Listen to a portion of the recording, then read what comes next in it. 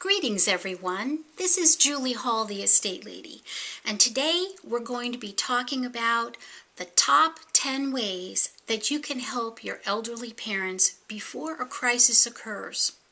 As you can imagine, I see clients from all walks of life, and I see one common denominator, and that commonality is everyone seems to have a tendency to only take action when they're in a crisis situation.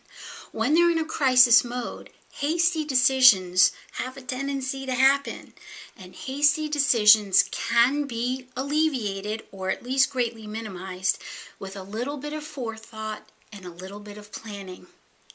Number one, I always recommend having an important conversation with your parents. It's also important for your parents to have these conversations with you. I always say parents talk to your children, children talk to your parents.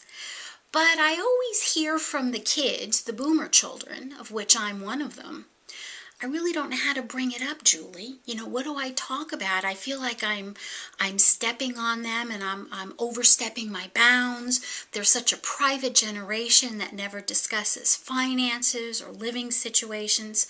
I understand, so let me make it easy.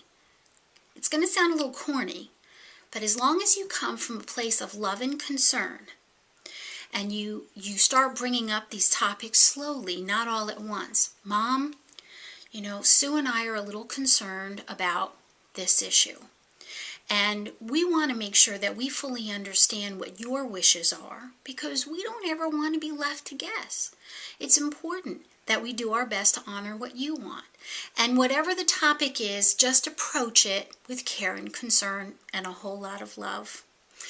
2, it is important to start decluttering and thinning out your parents' house. Chances may be that at this point, maybe they just can't do it anymore. My assistant has a great saying, because we clean out estates and we clean out places like attics. Attics are the land of the lost. Things were put up there when they were 45 years old, and now they're 85 years old and can't get it down. And interestingly, most of what's found in an attic, a lot of it is either discarded or just given away these days. You can start decluttering by maybe getting rid of some of the paper, like catalogs, magazines, newspapers, if your parents collect such things. And ladies, why don't you take a step into your mom's kitchens? Kitchen cabinets are endless and one of my least favorite places in the whole house to go into, because you're going to find everything from Coop containers, cottage cheese containers, yogurt containers, sour cream containers, peanut butter jars. Let's not forget the margarine containers and the aluminum pie tins. It goes on and on. So my question to you is, they haven't been touched since 1967. I think maybe we just need to keep a couple and let the rest go. And while we're talking about the kitchen, let's also talk about the popcorn maker that we haven't seen since 1975 and the ice cream maker that we haven't touched since the same time. So I think it's okay to really dig and really let go, because nobody really needs these things anymore. Discuss with them and document with everybody on the same page maybe some of the allocations they want to make of their personal possessions. This is a dangerous thing for me to say, because there's some people who will take an inch and, create a mile out of it, and they will run full gamut, and they will put their names on everything, and they may take advantage. But let's be on the honor system here and talk to your mom and or dad or both about what their wishes are. And start discussing that openly among siblings as well, to make sure everybody's on the same page, because one day your parents aren't going to be there, and it would be wonderful to have some sort of guidance system when they aren't there, or they can no longer speak to you, or they've lost their mental faculties, which is very common. It's okay to tell your mom, for example, that when you're over there, I'm just going to thin out a little bit, Mom. Go ahead and look into her closet. A lot of our parents have a tendency to either lose weight or gain weight.